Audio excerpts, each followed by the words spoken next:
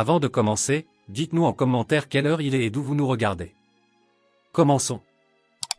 Jugée trop massive pour la reproduction, destinée à l'abattoir, l'apache giantiste était vendue comme de la viande jusqu'à l'intervention d'un cow-boy. Avant de nous plonger dans ce récit, n'oubliez pas d'aimer la vidéo et de nous dire dans les commentaires d'où vous regardez. Automne 1882. Le ciel était blafard et aride.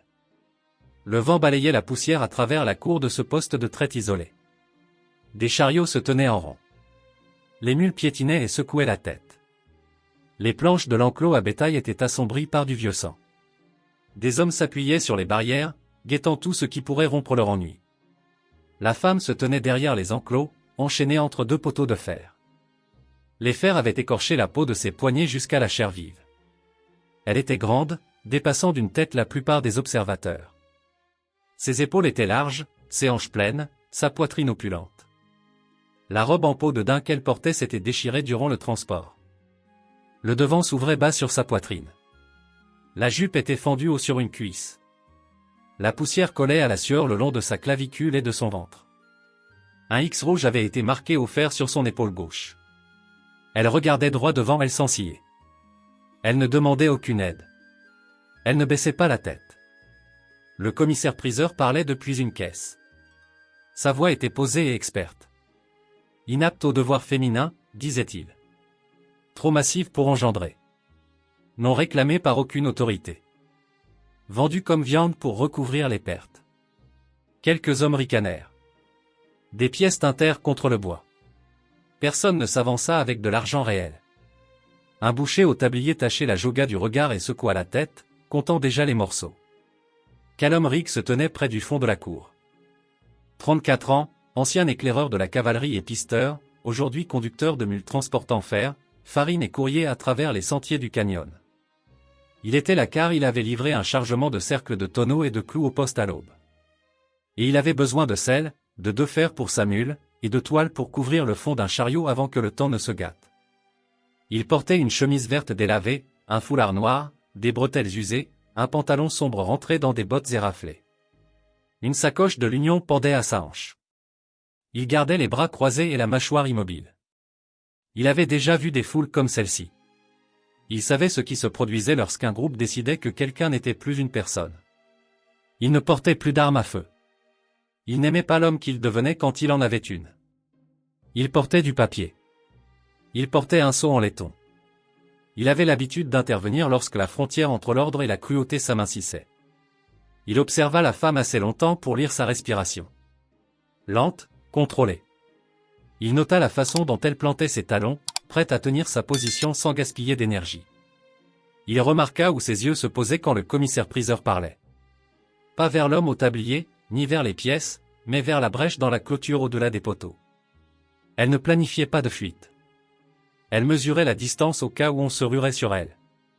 Elle choisissait où bouger si elle le devait. Il songea à s'éloigner. Il avait fini son travail pour la journée. Il avait un horaire.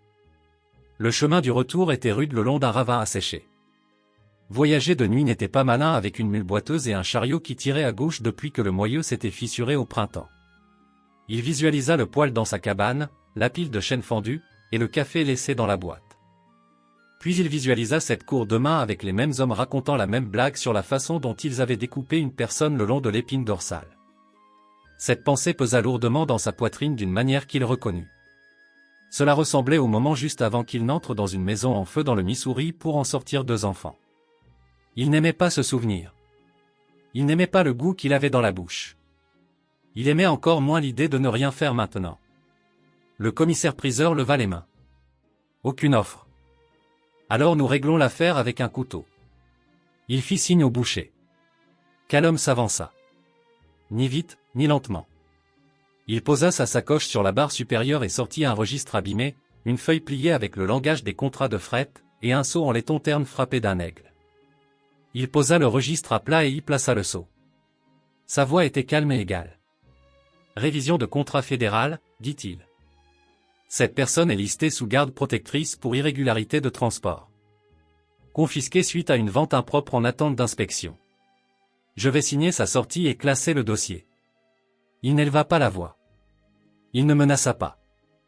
Il utilisa les mots qui faisaient imaginer aux hommes des soldats, des signatures et des questions posées plus tard par des gens ayant du temps et du papier. Le sourire du commissaire-priseur glissa de son visage. Il regarda le boucher. Le boucher regarda la foule. Les hommes à la barrière trouvèrent autre chose à mâcher. Personne ne voulait discuter avec un tampon officiel. Personne ne voulait son nom sur un formulaire envoyé à un fort.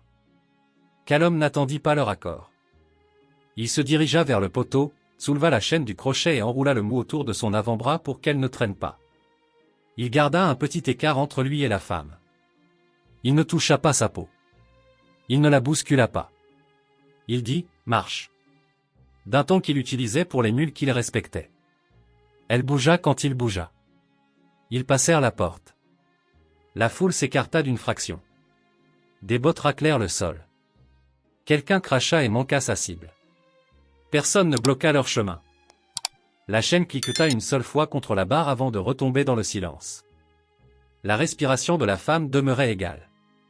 Le rythme cardiaque de l'homme s'accéléra, il le sentait battre au fond de sa gorge. Il gardait le regard fixé droit devant lui, refusant de se retourner vers la caisse. Au dehors de l'enclos, le vent se faisait plus frais. Un chien aboya près du hangar le plus éloigné. La mule, attelée au chariot de Calum, releva la tête et s'ébroua. Calum s'immobilisa près du timon du chariot et se tourna vers elle, la voyant de près pour la première fois. Il examina la marque au fer sur son épaule. La peau avait cloqué et s'était fendue. Une colère sourde monta en lui, mais il n'en laissa rien paraître sur son visage. Il fit un signe de tête vers le plateau du chariot. « De l'eau » dit-il simplement. Il pointa le baril du doigt, gardant ses mouvements lents et mesurés. Elle observait ses mains. Elle scrutait ses yeux. Elle n'y décela aucune moquerie. Elle ne vit pas un homme cherchant à la posséder, mais un homme qui serrait la mâchoire à la vue de sa brûlure.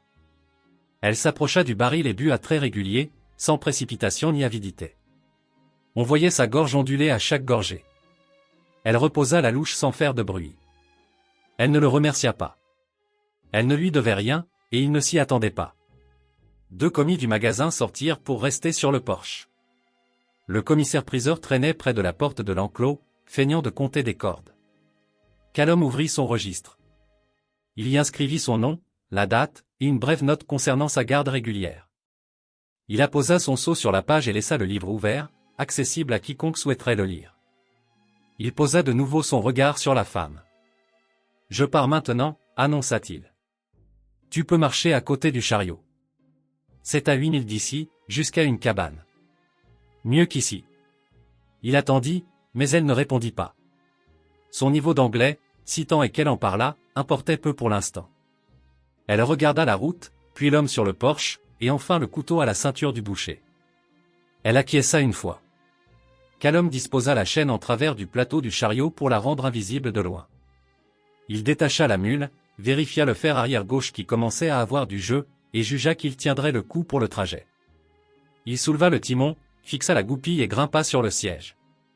Il garda les rênes lâches. Il ne lui dit pas de suivre, il savait que ses jambes étaient longues et ses poumons solides. Il avait des yeux pour voir. Alors que les roues commençaient à tourner, il fit un rapide inventaire mental. Une mule, un chariot, un baril à moitié plein, un sac de semoule de maïs, 2 couvertures, un petit pot de graisse d'ours, un poêle froid à la maison, et une personne qui avait été vendue comme de la viande marchant à ses côtés sans demander ce qu'il attendait.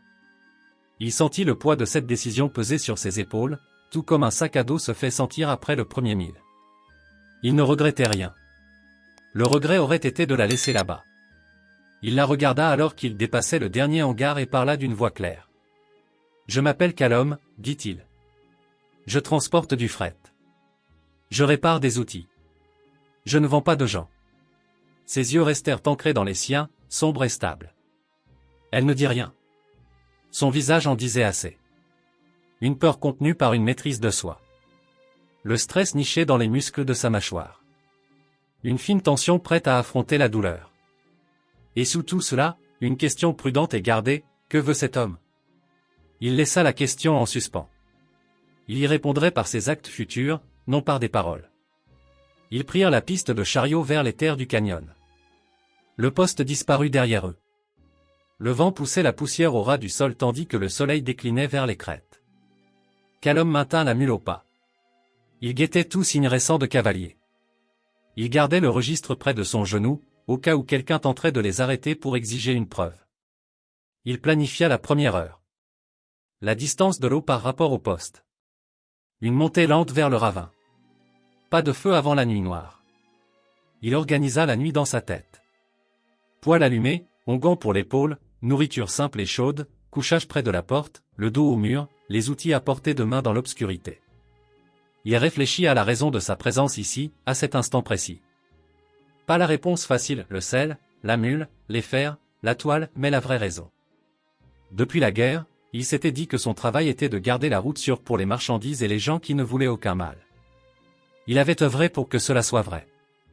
Il s'était éloigné des combats qui se régleraient d'eux-mêmes, mais il était intervenu dans ceux qui ne le feraient pas. Aujourd'hui était l'un de ces jours. Il ne croyait pas aux grands gestes, mais aux petites corrections faites au bon moment. C'était le moment. La femme marchait le regard droit devant. La marque au fer la lançait. La peau sous sa robe déchirée la piquait là où la poussière se mêlait à la sueur. Ses jambes semblaient fortes. Son estomac était vide, mais sa gorge allait mieux. Elle fit un inventaire silencieux, poignets écorchés mais ne saignant plus, brûlure à l'épaule pas encore infectée, pieds douloureux mais esprit clair. Elle essaya d'imaginer la route devant eux. Elle ne connaissait pas ce territoire. Elle ne connaissait pas cet homme. Elle ne savait qu'une chose, la chaîne ne la tirait plus. Le couteau du boucher était derrière elle. L'homme près du chariot l'avait vu et avait choisi de l'éloigner d'une fin funeste. C'était suffisant pour le prochain mille. Ils ne parlèrent plus avant d'atteindre la crête. Ce n'était pas nécessaire. Les tâches étaient claires. Sa mission à lui était de les éloigner du poste sans combat et de la garder en vie pour cette première nuit. Sa mission à elle était de rester debout, de garder son souffle régulier et de ne montrer aucune faiblesse à quiconque pourrait les suivre. Elle tint la cadence du chariot. Il empêcha la mule de trébucher sur les pierres instables. Le vent tomba. Le crissement des roues sur le sol dur combla l'espace où les paroles manquaient. Arrivé au sommet de la côte, Calum jeta un coup d'œil par-dessus son épaule. Aucune silhouette à cheval, aucun nuage de poussière. Il laissa échapper un unique soupir. Pourtant, il ne relâcha pas sa posture. Il avait appris à se méfier des accalmies. Il tendit le bras vers une entaille dans le paysage, là où le torrent se formait lors des pluies. Encore une heure, indiqua-t-il. Ensuite, un abri. Elle acquiesça d'un signe de tête, identique à celui qu'elle avait fait dans l'enclos. Ses traits restèrent quasi impavides, mais il perçut une infime détente au coin de ses lèvres et de ses yeux. Ce n'était pas encore du soulagement. Simplement une note mentale inscrite dans son grand livre intérieur. Elle retenait l'information. L'homme avait promis un toit. Et il savait où le trouver. Ils reprirent leur marche. Le soleil déclinait. L'atmosphère se rafraîchissait. Le hurlement d'un premier coyote s'éleva depuis le versant opposé. Calum raffermit sa prise sur les guides, le visage fermé. La femme cala son pas sur le rythme de la roue du chariot et continua d'avancer. Tous deux saisissaient la tâche qui les attendait. L'essentiel était limpide, rester en mouvement. Trouver une porte et la verrouiller derrière soi. L'astre du jour avait disparu derrière les crêtes lorsque l'attelage atteignit la dépression du terrain où l'eau coulait à la saison humide. Les ombres s'allongeaient sur la roche et l'herbe sèche. Calum fit bifurquer sa monture hors de la voie principale, empruntant un sentier exigu qui serpentait derrière un amas de schiste, invisible depuis la plaine. Le silence régnait entre eux. Si son souffle restait régulier, il remarqua que ses foulées se faisaient plus courtes sur ce terrain accidenté. Il l'enregistra sans faire de commentaire. La bicoque apparut alors que la nuit tombait. Une pièce unique, des planches grisées par les vents, une cheminée de pierre à une extrémité et un appentis affaissé qui tenait encore debout. La toiture était convenable, il l'avait colmatée au printemps précédent lors d'une halte entre deux livraisons. Il arrêta la mule près de l'abreuvoir, détacha l'attelage et bouchonna rapidement la bête avant d'attacher les guides à un poteau. La réserve d'eau était à moitié pleine, suffisant pour la nuit. Il puisa de l'eau dans une tasse et la lui tendit en premier. Elle but sans en perdre une goutte, bien que ses mains tremblent légèrement en lui rendant le récipient. Il le remarqua mais garda le silence. D'un coup d'épaule, il ouvrit la porte et craqua une allumette à l'intérieur. La lueur révéla l'unique pièce, une table rustique, deux chaises, un poêle en fonte dans le coin, un couchage roulé à même le sol, une étagère avec quelques assiettes en étain et un sac de farine de maïs. Pas de lit, aucun confort superflu. Il suivit son regard qui inspectait les lieux. Ni effroi ni répit, juste l'observation méthodique de quelqu'un qui cartographie son environnement. Elle demeura sur le seuil jusqu'à ce qu'il s'agenouille devant le fourneau pour y disposer du petit bois. Lorsque les flammes prirent, la pièce s'illumina, et l'odeur de cendres froides céda la place à celle de la fumée et de la chaleur. Callum posa sa veste sur une chaise et saisit la marmite. « Assieds-toi » proposa-t-il, sans que ce soit un ordre, mais plutôt une invitation. Elle prit place sur le banc adossé au mur, les mains sur les genoux, la chaîne toujours enroulée au bras. Il plaça le récipient sur le feu, y versa de l'eau, puis y jeta une poignée de haricots et une tranche de lard salé. Tandis que l'eau commençait à frémir, il rompit le silence pour la première fois depuis la crête. « Il y a à manger. Ça prendra un peu de temps. » Il ne leva pas la tête, évitant de peser sur elle par son regard. Elle ne répondit pas, mais changea de position lentement, la raideur de ses membres s'exprimant plus fort que n'importe quelle parole. Pendant que le repas mijotait, il disposa une bassine en étain sur la table et la remplit d'eau tiède provenant de la bouilloire. Il posa un linge plié à côté et fit un signe vers son épaule. La brûlure a besoin d'être nettoyée. Elle se figea, mâchoire crispée, alternant son regard entre le bassin et lui. Il ne fit pas un pas de plus. « Fais-le toi-même si tu préfères », dit-il simplement. Il retourna s'occuper du feu, gardant les mains occupées avec la poêle. Lorsqu'il jeta un nouveau coup d'œil, elle abaissait la bretelle déchirée de sa robe, dévoilant le X rouge sur sa peau. La chair était tuméfiée, luisante et à vif. Elle imbiba le linge et l'appliqua sur la plaie sans tressaillir, bien qu'un sifflement d'air s'échappât d'entre ses dents. Il l'observait à la dérobée, prêt à intervenir si elle faiblissait. Elle tint bon. Une fois terminée, elle saisit le pot de graisse d'ours qu'il avait placé près du sel et fit pénétrer l'onguent avec des gestes lents et précis. Des interrogations flottaient dans la pièce comme de la fumée. Pourquoi avait-elle été enchaînée? Qui l'avait vendue? Saisissait-elle ce qui s'était joué au poste? Il songea à l'interroger, puis se ravisa. Les mots viendraient en leur temps. Pour l'heure, la survie primait. Chaleur, vivre, repos. C'était la seule hiérarchie qu'il connaissait. Une fois les haricots ramollis, il déposa un bol devant elle avec une cuillère, puis s'écarta. Elle mangea avec des gestes mesurés, non pas comme une personne affamée au-delà du raisonnable, mais comme quelqu'un qui a appris à ne pas gaspiller la moindre bouchée. Il patienta qu'elle ait consommé la moitié de sa ration avant de se servir lui-même. Ils dînèrent sans un mot. Seul le tintement du métal du poêle qui refroidissait troublait le silence. Lorsqu'elle repoussa son bol vide vers lui, il acquiesça brièvement et le débarrassa. Il se dirigea vers la caisse près du mur, en tira une couverture de laine grise qu'il déploya d'un geste sec. « Le feu maintiendra la chaleur dans la pièce, dit-il. Tu peux dormir près du poêle. » Il désigna du doigt le coin où le plancher était le plus propre. Puis il déroula sa propre couche près de la porte. Elle l'observa longuement, puis abaissa les yeux vers la couverture sur ses genoux. Ses épaules se détendirent d'une fraction. Elle l'étala près de l'âtre et s'allongea le dos contre le mur. Sa respiration ralentit, mais ses yeux restèrent ouverts, traquant ses mouvements alors qu'il vérifiait le loquet et couvrait le feu pour la nuit. Quand il s'étendit enfin sur son couchage, botte près de l'issue, sacoche à portée de main, le poids de la journée retomba sur lui. Il fixa les planches du plafond et songea aux hommes qui avaient ri dans la cour, au boucher tendant la main vers son couteau. Il pensa à la facilité avec laquelle il aurait pu détourner le regard.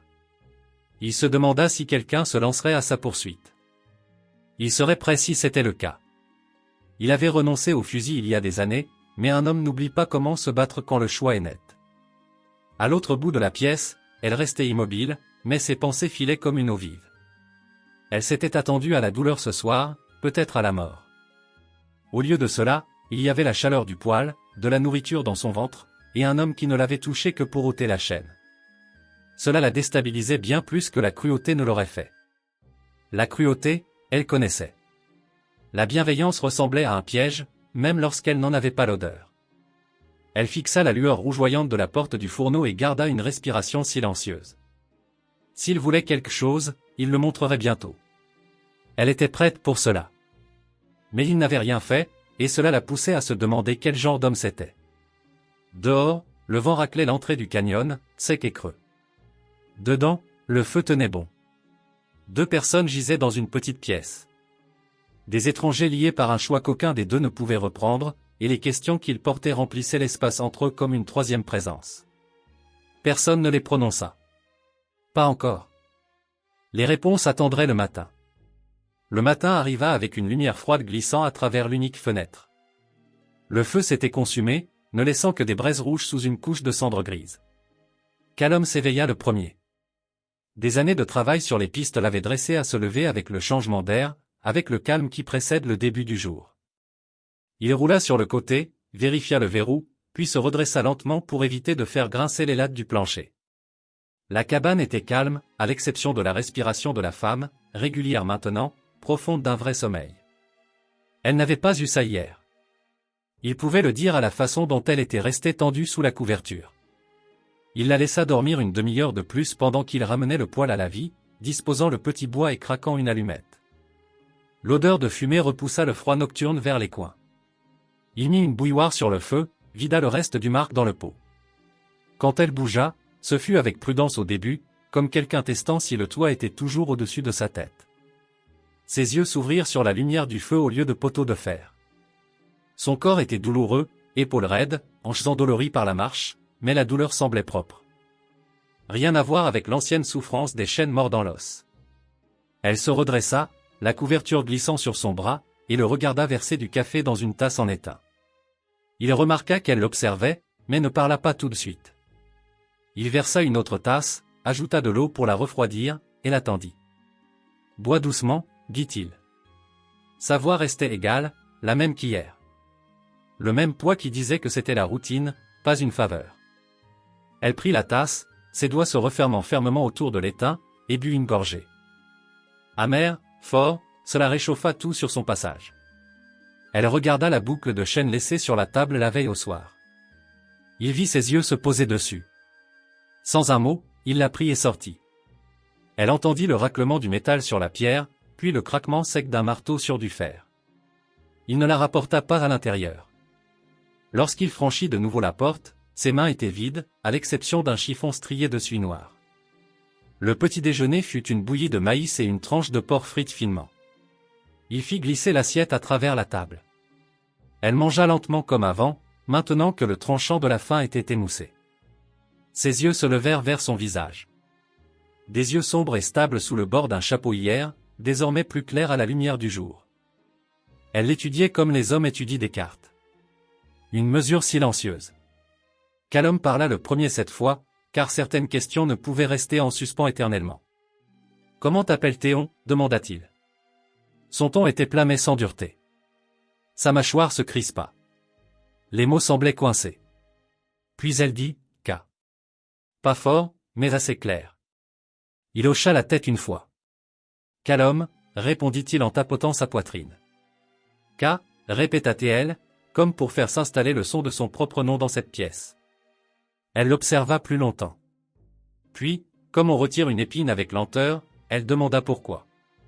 Le mot était prudent, sa voix rauque par manque d'usage, mais le sens était tranchant. Pourquoi l'avoir prise de cet enclos? Pourquoi ne pas l'avoir laissée pour morte comme les autres? Callum écarta la poêle et appuya ses mains sur la table. Parce qu'il t'aurait découpé comme du bétail, dit-il. Je ne pouvais pas rester là à regarder ça. Il n'enjoliva pas les choses, n'en dit pas plus. C'était tout ce qu'il avait à donner et tout ce qu'il voulait dire. Ses yeux ne s'adoucirent pas, mais quelque chose dans ses épaules bougea. Elle le crut, ou voulut le croire. Elle regarda vers la porte puis revint à lui. « Tu veux un paiement ?» Puis, avec lenteur, elle hocha la tête une unique fois, un geste infime qui contenait bien plus que des mots. Une fois leur repas achevé, il rassembla les assiettes et elle tendit la main pour les récupérer. Leurs doigts s'effleurèrent. Ce n'était pas intentionnel, mais ce n'était pas non plus un accident. Elle ne se recula pas. Lui non plus. Ce fut un instant fugace, disparu aussitôt qu'arrivé, mais l'air entre eux sembla différent après cela. Pas encore adouci, simplement marqué. La journée s'installa dans le labeur. Callum répara le gond défaillant de la porte, les mains sûres, alors même que son esprit passait en revue ses options si des cavaliers surgissaient. Car accommoda la déchirure de sa robe avec des lanières de cuir brut, nouant le devant assez serré pour tenir. Elle avait gardé une chemise en dessous, manches retroussées, le tissu tendu sur ses épaules. Le vêtement était trop exigu pour sa carrure, mais elle le portait telle une armure, et il ne fit aucune remarque sur les coutures qui tiraient sur sa poitrine. Lorsque la lumière déclina derrière la bordure du canyon, il rentra davantage de bois, l'empila près de l'âtre et vérifia de nouveau le verrou. K déploya sa couverture plus près du feu sans qu'on le lui dise. Elle ne demanda pas où il dormirait. Elle avait vu son couchage toujours roulé près de la porte, les bottes alignées à côté. Il ne s'approcherait pas à moins qu'elle ne le dise. Et il se doutait qu'elle le savait désormais. À mesure que la nuit s'installait, les questions de la première partie de l'histoire, celles que les auditeurs portaient encore, prirent la forme de choses discrètes et silencieuses. Qui était-elle avant les chaînes? Les siens la reprendraient-ils si elle essayait de revenir? Voulait-elle seulement cela? La façon dont ses yeux s'attardèrent sur la fenêtre avant de revenir au feu offrit une réponse. Il n'y avait rien derrière elle qui valut la peine d'y retourner. Callum versa le reste du café, lui tendit une tasse et laissa le calme envahir la pièce. Pas de promesses, pas de grands discours, juste le bruit du poêle qui tic-taquait et du vent s'infiltrant par les fissures. La confiance ne se disait pas ici. Elle se bâtissait pouce après pouce. La proximité de la couverture près du feu. Le fusil appuyé là où tous deux pouvaient l'atteindre. L'absence de tressaillement quand l'autre bougeait. Avant que la lampe ne s'éteigne, elle posa une dernière question, la voix basse. « Tu me gardes en sécurité ?» Il ne s'y a pas, oui. Pas de serment, pas de cérémonie, juste un mot prononcé comme un fait qu'il avait déjà gravé dans la pierre. Elle expira lentement comme si elle avait retenu son souffle toute la journée. Puis elle s'allongea dos au mur, les yeux se fermant non par peur, mais sous le poids de la fatigue. Callum l'observa un instant de plus, puis couvrit le feu pour le faire durer et s'étendit sur son lit de camp, la main reposant près de la sacoche où se trouvait le seau en laiton et le registre. Car si la loi venait frapper demain, il l'affronterait de front. Le sommeil ne vint pas vite, mais quand il arriva, ce fut le premier repos apaisé que l'un ou l'autre ait goûté depuis longtemps. Le premier bruit sec survint vers midi. Un unique battement de sabots traversant le ravin, puis un autre, lent et délibéré, comme des hommes qui voulaient être entendus avant d'être vus. Callum se leva du banc et se dirigea vers la porte, le visage impassible, les mains ballantes le long du corps. Kaya balayait les cendres du poêle. Le balai s'arrêta en plein mouvement. Ses yeux allèrent d'abord vers lui, puis vers le fusil appuyé contre le cadre. Elle ne parla pas. Elle n'en avait pas besoin. Elle savait ce que ce son signifiait. Callum sortit sur le perron. Le soleil le frappa de plein fouet, assez vif pour piquer les yeux, mais il garda son regard fixé sur la butte au-delà des broussailles. Deux cavaliers apparurent, une troisième ombre s'étirant derrière eux avant que le reste ne devienne clair. 3 hommes en tout. Pas la loi, pas l'armée, juste le genre qui pensait qu'un cheval et un insigne achetaient le pouvoir là où il n'y a pas de clôture. Le meneur portait un gilet sombre tendu sur un ventre trop rond pour le travail dur. Il tenait les rênes comme s'il possédait tout ce qu'il regardait. L'homme à sa gauche avait une cicatrice qui tirait sa bouche en un ricanement permanent. Le dernier était plus jeune, le regard fuyant, la main jamais loin de la crosse d'un colt. Callum descendit lentement du perron jusqu'à se tenir à l'écart de la porte. Son fusil pendait, décontracté dans sa main droite, canon vers la terre. L'homme plus âgé arrêta sa monture à 10 yards. Son sourire était large, son ton facile, le genre que les hommes utilisent avant de commencer à prendre. « Le bonjour », lança-t-il. « On vient poli. Juste là pour une propriété qui ne vous appartient pas », ses yeux glissèrent au-delà de Callum vers la cabane. Callum ne bougea pas, « Pas de propriété ici », dit-il. Sa voix porta, plate, à travers l'air libre. L'homme gloussa. Les papiers disent le contraire. La vente était légale. La marque le prouve. Callum leva le registre de sa main gauche. Le seau en laiton accrocha la lumière du soleil comme une pièce de monnaie. Garde fédérale de fret, dit-il, classé et tamponné. Ce qui signifie que votre vente ne tiendra devant aucun tribunal de ce côté de Santa Fe. Le ricanement de l'homme cicatricé s'accentua. Y a pas de tribunal ici, à part ceux qui montent à cheval, dit-il. Sa main dériva plus près du fer. Callum déplaça le fusil, pas vite, juste assez pour que la crosse en bois prenne la lumière. Ses yeux se verrouillèrent sur le plus jeune, le nerveux. Si les ennuis commençaient, cela viendrait de lui en premier. Callum garda une voix calme. « Vous ne voulez pas ça, dit-il. Pas pour une femme dont vous ne vous souciez pas hier. Tournez vos chevaux et repartez. Dites au poste que vous ne l'avez jamais vu. À l'intérieur de la cabane, Kaya se tenait près de la table, le souffle serré dans sa poitrine. Elle pouvait entendre chaque mot, chaque raclement de sabots dans la poussière. Son ton était monocorde, dénué de honte, simplement paré pour le monde qu'elle connaissait. Callum secoua la tête une fois, lentement. Non. Sa voix n'avait ni tranchant, ni sourire. Tu n'es pas une propriété, pas de la viande. Tu es ici parce que c'est mieux que le chemin de terre derrière nous. C'est tout. Il soutint son regard jusqu'à ce qu'il voie la ligne de sa bouche se détendre très légèrement. Il se leva, saisit la hache appuyée près de la porte. Le tas de bois baisse. Le feu ne tiendra pas sans en rajouter. Tu peux rester au chaud à l'intérieur. Il laissa le choix ouvert. Il sortit dans le froid et commença à fendre des rondins. Le bruit de la lame mordant le bois porterait loin dans l'air clair. À l'intérieur, K resta immobile un long moment. La pièce était chaude désormais. La nourriture pesait lourd dans son estomac. Elle observa l'étagère avec ses quelques assiettes, les outils alignés avec ordre près de la porte. Rien dans la cabane ne sentait l'alcool ou la maladie.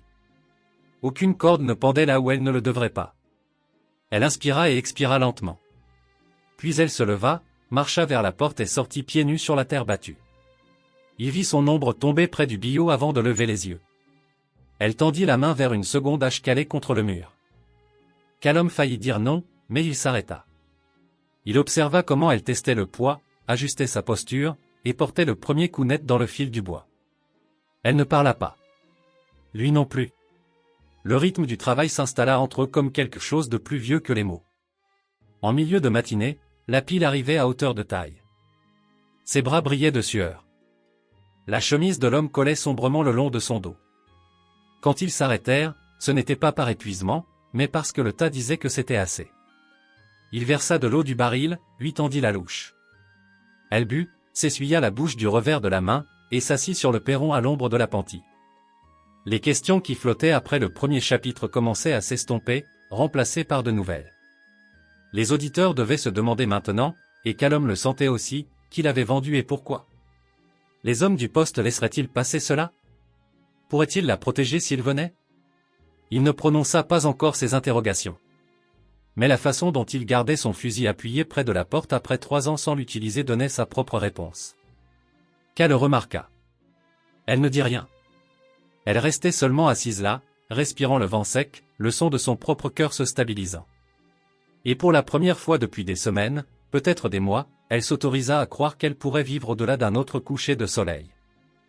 Le vent tourna avant midi, charriant l'odeur sèche du mesquite et quelque chose de plus âcre. La fumée d'un feu de cuisine trop lointain pour être vue. Callum le remarqua lorsqu'il posa la hache et passa son avant-bras sur son front. Ses yeux balayèrent les crêtes au-delà du ravin. Pas de panache de poussière, pas de mouvement, mais l'odeur lui disait que quelqu'un était là-bas. Il ne le mentionna pas encore. Aucune raison de charger ses épaules tant qu'il n'en savait pas plus. Il le classa dans son esprit comme une encoche de repère. Restez vigilant. Gardez le fusil prêt. À l'intérieur de la cabane, l'air était plus chaud, plus riche de l'odeur des haricots qui mijotaient. K était accroupie près du poêle, retournant une tranche de porc dans la poêle. Elle n'avait pas demandé à cuisiner. Elle avait juste commencé. De la même manière qu'elle avait commencé à fendre le bois plus tôt. Il la laissa faire. Une personne avait besoin de travail pour se sentir stable, et il n'allait pas lui enlever ça.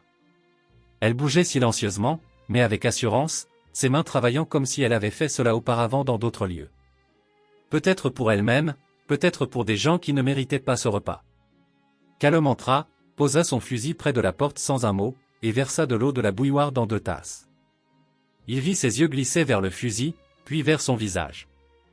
Il ne lui donna rien. Aucun signe d'inquiétude. Aucun indice qu'il avait capté la fumée dans le vent. Elle ne demanda rien, mais la question résidait dans sa posture, dans la façon dont ses épaules se tendirent une seconde de plus avant de se relâcher. Lorsqu'ils s'assirent pour manger, il observa comment elle maniait la nourriture. Plus sur la défensive désormais, ne mesurant plus chaque bouchée comme si elle allait être punie pour en avoir trop pris. Juste calme, lente, comme si elle laissait son corps se souvenir de la sensation de satiété. Après quelques minutes, elle posa la fourchette et le regarda droit dans les yeux. Les hommes, du poste, dit-elle, les mots formés grossièrement, mais assez clairs. Ils viennent.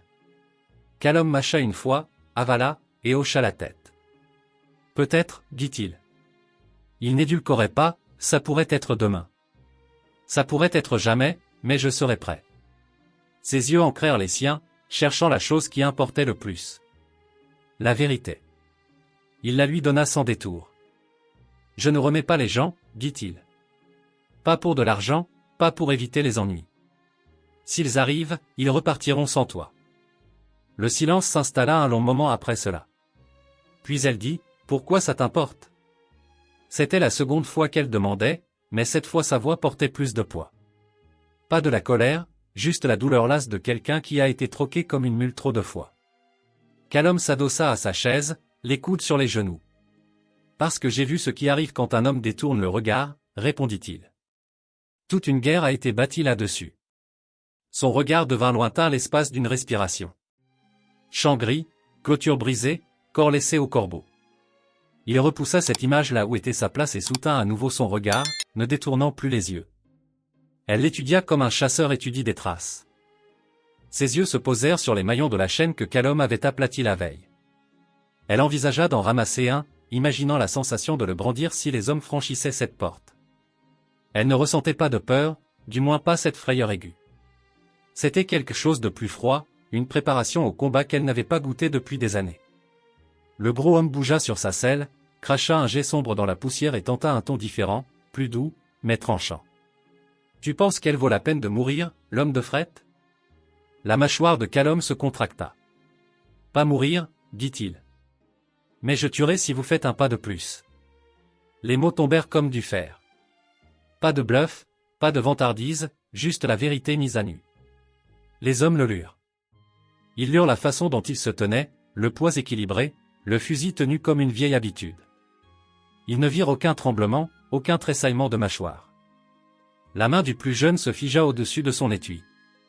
L'homme marqué marmonna quelque chose de bas. Le chef jura dans sa barbe. Puis il tira brusquement sur ses rênes. « Au diable !»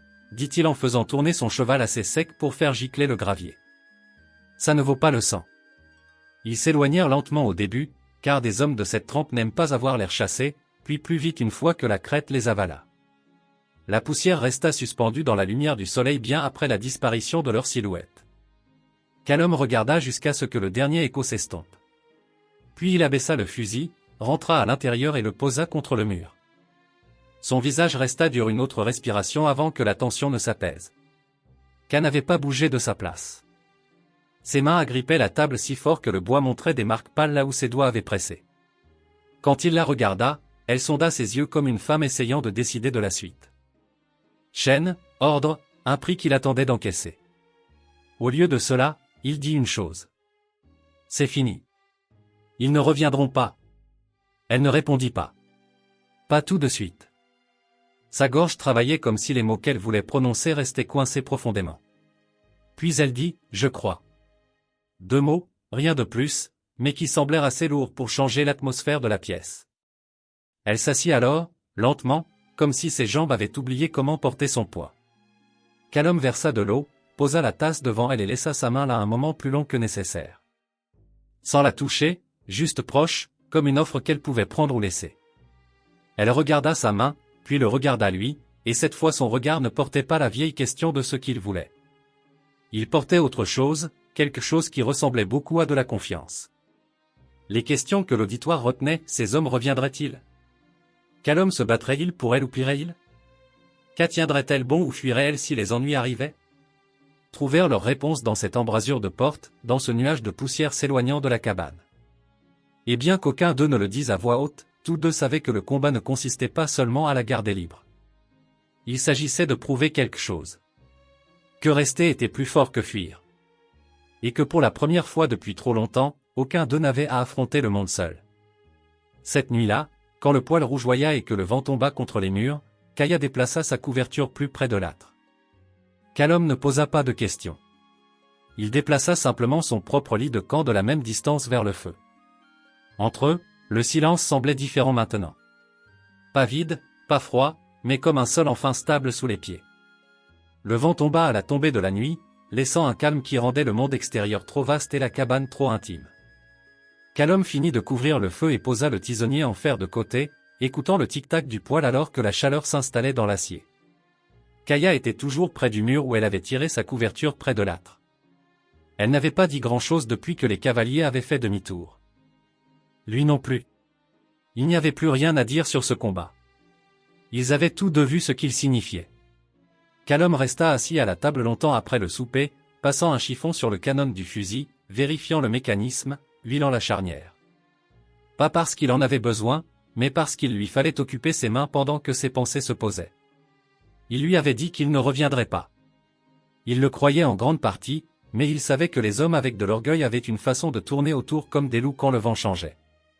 Il était prêt s'il le faisait. La question qui le taraudait maintenant ne concernait pas eux. Elle la concernait elle. Que voulait-elle à partir de maintenant? Voyait-elle la cabane comme une halte ou une fin? Il ne demanderait pas encore. On ne bouscule pas quelqu'un qui a passé des années à être bousculé. Quand il posa enfin le fusil, il se tourna pour la trouver en train de l'observer. Pas durement, pas sur la défensive, juste en train de regarder comme si elle pesait chaque mouvement depuis la cour. Son visage attrapait la lumière de la lampe d'une manière qui rendait évident à quel point elle était encore jeune. Jeune et usée sur les bords par trop de routes difficiles. Elle ne détourna pas le regard quand ses yeux rencontrèrent les siens. Elle soutint le regard longtemps avant de parler. « Tu tues pour moi » dit-elle. Les mots étaient plats, pas une question, mais lourds de quelque chose qu'il ne pouvait pas encore lire. « Je l'aurais fait » répondit-il. « Si on en était arrivé là. » Elle cligna des yeux lentement puis demanda « Pourquoi encore ?»« Plus maintenant. Pas de loi pour t'obliger. » Callum se pencha en avant, les avant-bras sur les genoux. Sa voix resta basse, calme. « Parce que j'ai fini de regarder les mauvaises choses arriver quand je peux les arrêter. C'est tout. » Il attendit qu'elle conteste, qu'elle traite cela de mensonge. Elle n'en fit rien. Elle resta simplement assise là, la mâchoire serrée comme si elle gravait cette réponse au plus profond d'elle-même. Puis, après un long silence, elle prononça un mot auquel il ne s'attendait pas. Sauf. Sa voix ne portait plus la dureté d'avant, juste une note à vif comme quelque chose qui se fissure sous un poids trop lourd. Elle le répéta plus doucement. Tu es sauf. Il hocha la tête une fois, tant que je respirerai. Les mots étaient simples, mais ils tombèrent lourdement dans l'espace qui les séparait. Elle prit une inspiration qui trembla avant de se calmer. Pour la première fois depuis qu'il l'avait vu enchaîné à ses poteaux, son corps se détendit, pas beaucoup, mais assez pour qu'il le remarque. Ses épaules s'affaissèrent, ses mains, restées crispées toute la journée, s'ouvrirent sur la couverture. Elle s'allongea sur le côté, face au poêle, les yeux mi-clos, mais elle ne dormait pas. Il connaissait les signes.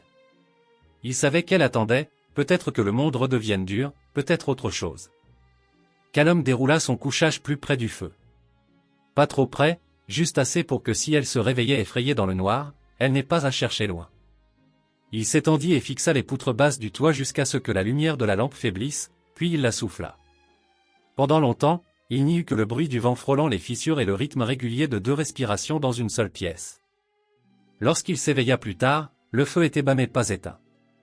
Il bougea, comptant le raviver, et s'arrêta. Elle était là, agenouillée près de son lit de camp, la couverture enveloppée autour de ses épaules, les cheveux défaits et lourds dans la lueur des braises. Son visage était calme, mais ses yeux contenaient quelque chose qui n'était plus de la peur. Quelque chose de choisi. « Tu as froid ?» demanda-t-il, la voix rauque de sommeil. Elle secoua la tête une fois. « Non. Pas froid. » Sa main se posa sur sa poitrine, fine, ferme et certaine, sentant le battement sous ses côtes. Elle ne fit pas de geste brusque. Lui non plus. Il aurait pu demander ce qu'elle voulait, mais la réponse était dans ses yeux. Et pour une fois dans sa vie, il n'eut pas besoin de plus de mots. « Qu'à » commença-t-il, et elle le fit taire d'un infime signe de tête, comme pour dire qu'elle n'avait pas besoin de paroles. « Pas maintenant. Pas ici. » Callum resta immobile, la laissant dicter le rythme. Son souffle se coupa une fois lorsque ses bras glissèrent sous la couverture vers son dos, les doigts reposant légèrement contre la courbe de sa colonne vertébrale. La chaleur entre eux n'était ni feu ni précipitation. C'était lent, constant, quelque chose qui semblait mériter après trop de prises et pas assez de dons dans leurs 2 vies respectives. Elle pressa son front contre sa mâchoire comme quelqu'un s'ancrant contre un courant. Et il l'atteint là, ne tirant ni ne poussant, juste en la soutenant jusqu'à ce que le tremblement dans son souffle s'estompe. Lorsqu'elle s'allongea finalement à ses côtés, la couverture emmêlée autour d'eux deux, le silence qui suivit ne fut pas pesant. Il ressemblait à un espace rendu solide, comme une base sur laquelle il pourrait se tenir le matin venu. Le matin éclata sans avertissement. Juste un lavis gris de lumière glissant sur le plancher de planche. De la fumée s'enroulait doucement depuis la gorge ouverte du poêle. Callum remua le premier, vieille habitude de s'éveiller avant le monde. Il resta immobile un moment, écoutant, sa respiration était égale et régulière contre son torse.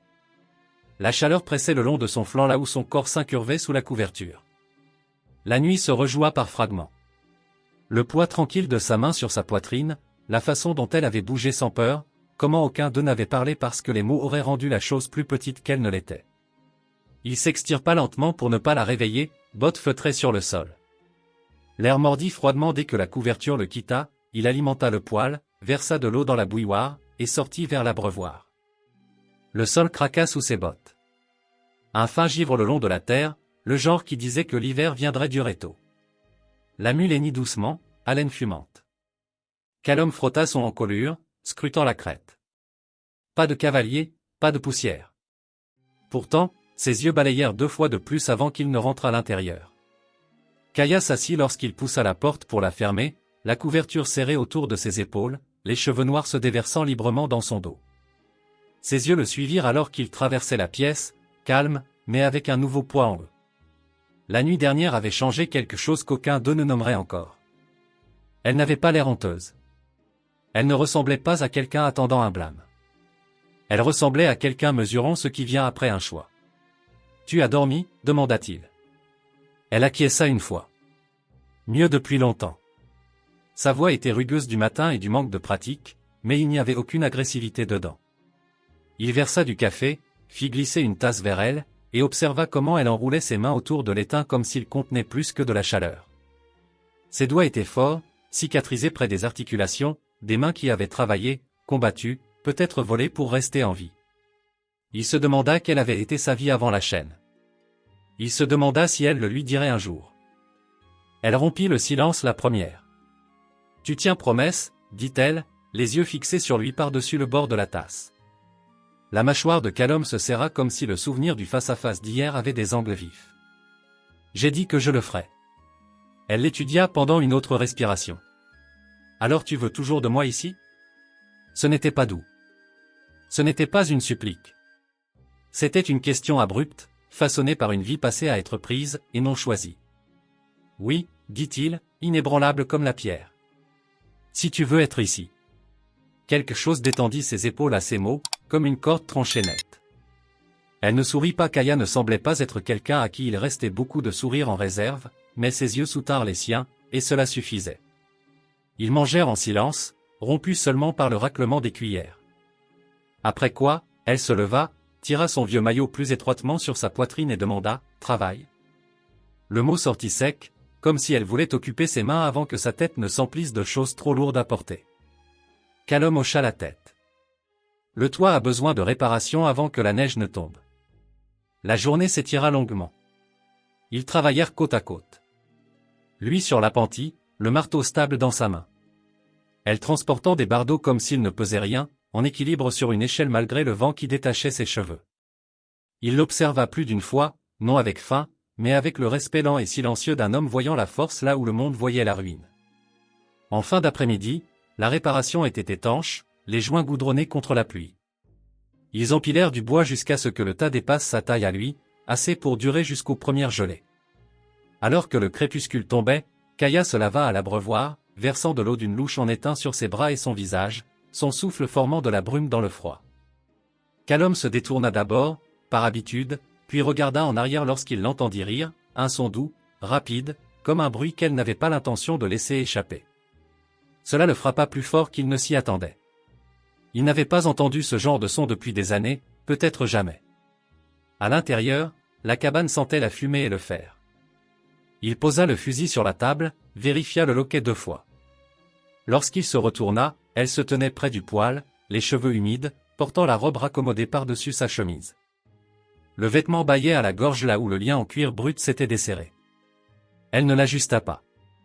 Elle ne bougea pas lorsqu'il s'approcha. Les questions que le public porterait, celles qui planaient depuis le premier chapitre, firent surface ici sans un mot. Restait-elle pour la sécurité ou pour lui? Pousserait-il pour obtenir plus maintenant que la porte était ouverte?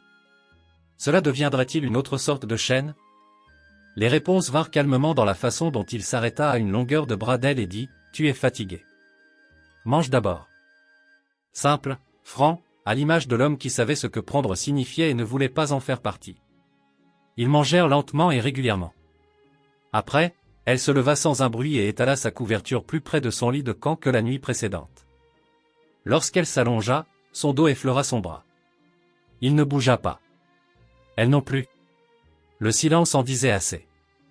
Pas vide maintenant, pas fragile, juste plein comme l'espace entre deux personnes qui avaient marché loin dans l'obscurité et commençaient, pièce par pièce, à croire de nouveau en la lumière. La neige arriva tôt, silencieuse mais coupante, blanchissant la crête et déposant une couche de givre le long de l'abreuvoir à l'extérieur. Callum s'éveilla avant le jour, son souffle s'embuant dans l'air froid qui s'infiltrait à travers les murs de planches.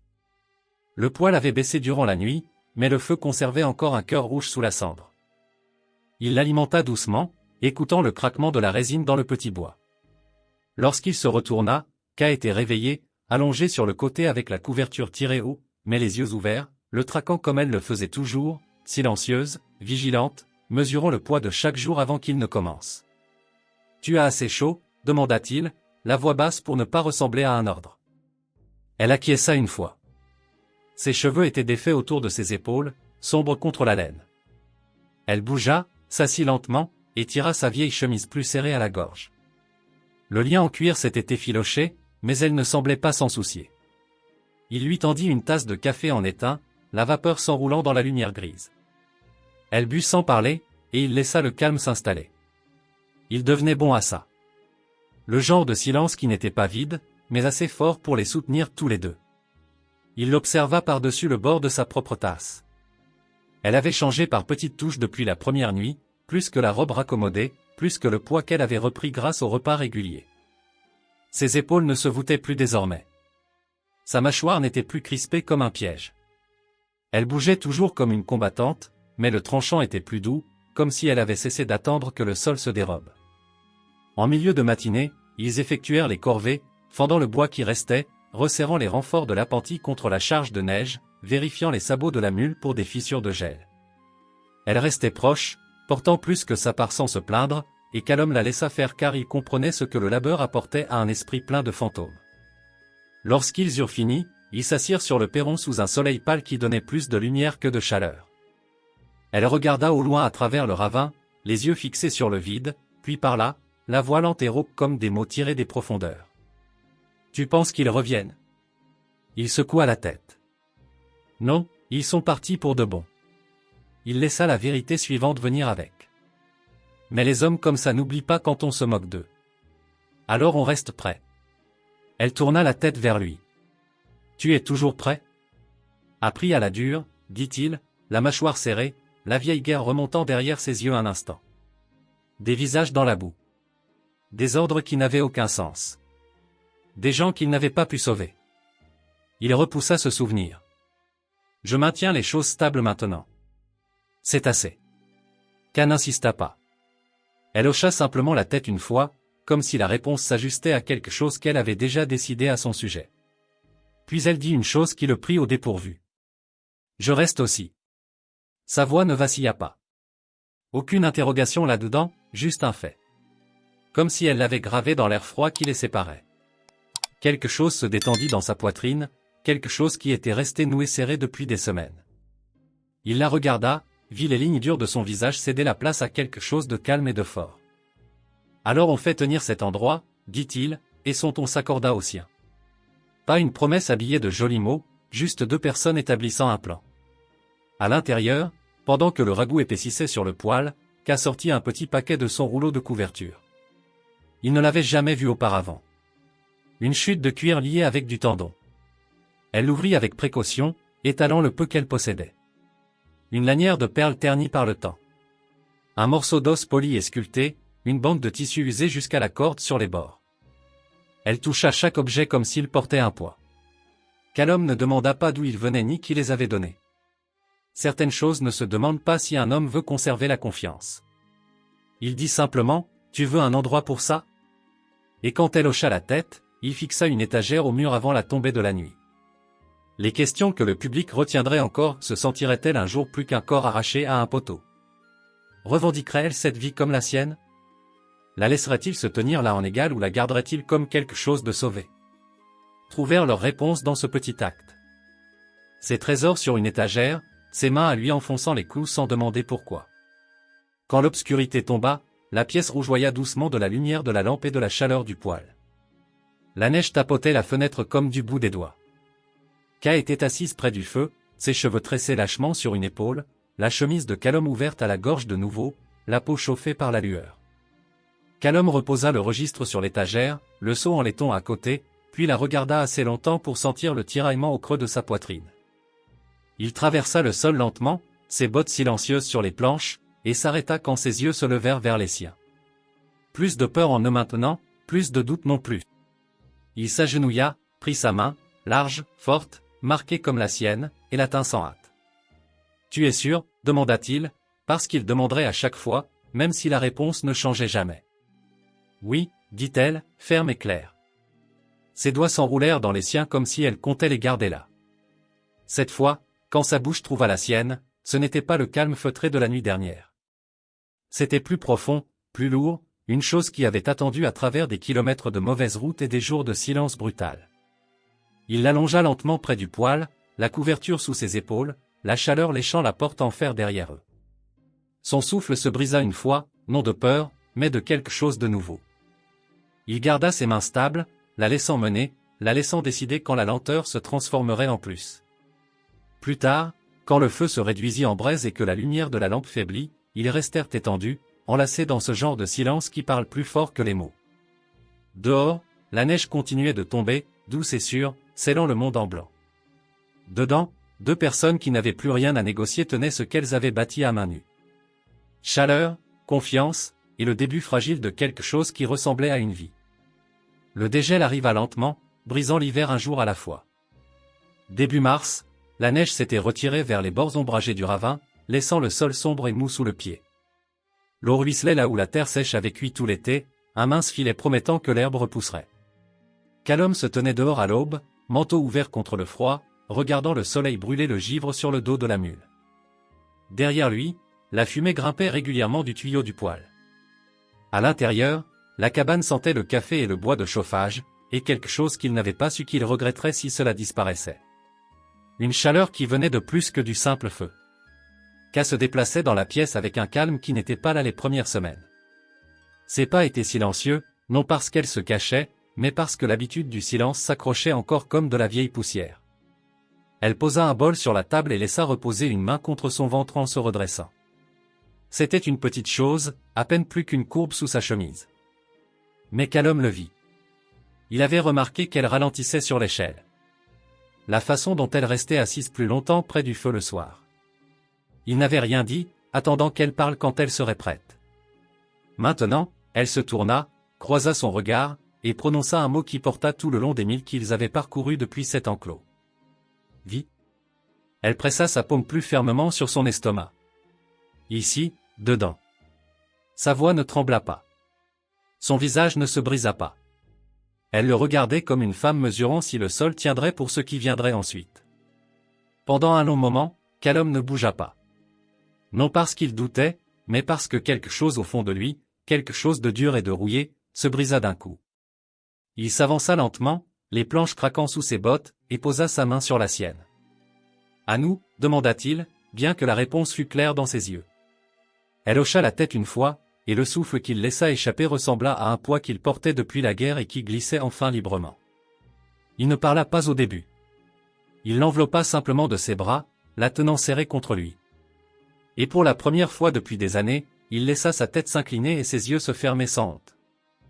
Lorsqu'il s'écarta, ses traits affichaient une détermination inédite. Ce n'était ni de la dureté, ni cette ancienne tension d'un homme s'attendant à voir le monde s'embraser. C'était de la constance, celle qui s'érige lorsqu'un homme saisit enfin le but de son existence. Alors on fait les choses bien, dit-il, la voix sourde mais assurée. Tu veux des paroles officielles? Nous chevaucherons jusqu'au pasteur. Tu veux les entendre sous ce toit? Je me planterai devant le poêle et je ferai le serment de ce qui compte vraiment. Le regard de K glissa vers l'étagère qu'il avait confectionnée des mois plus tôt.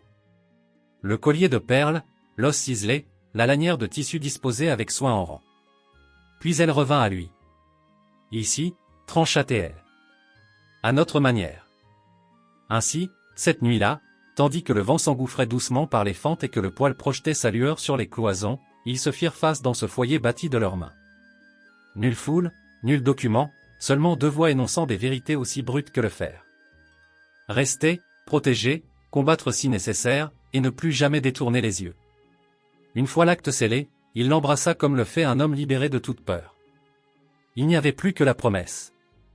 Elle lui rendit son baiser comme une âme ayant trop longtemps attendu une existence qu'elle pourrait revendiquer. Les interrogations qui avaient hanté chaque mille de ce récit, seraient-elles libres ou échangées à nouveau? Tiendrait-il bon lors de l'affrontement? Deux êtres brisés pouvaient-ils bâtir quelque chose de durable? Trouvèrent leur résolution dans cette pièce.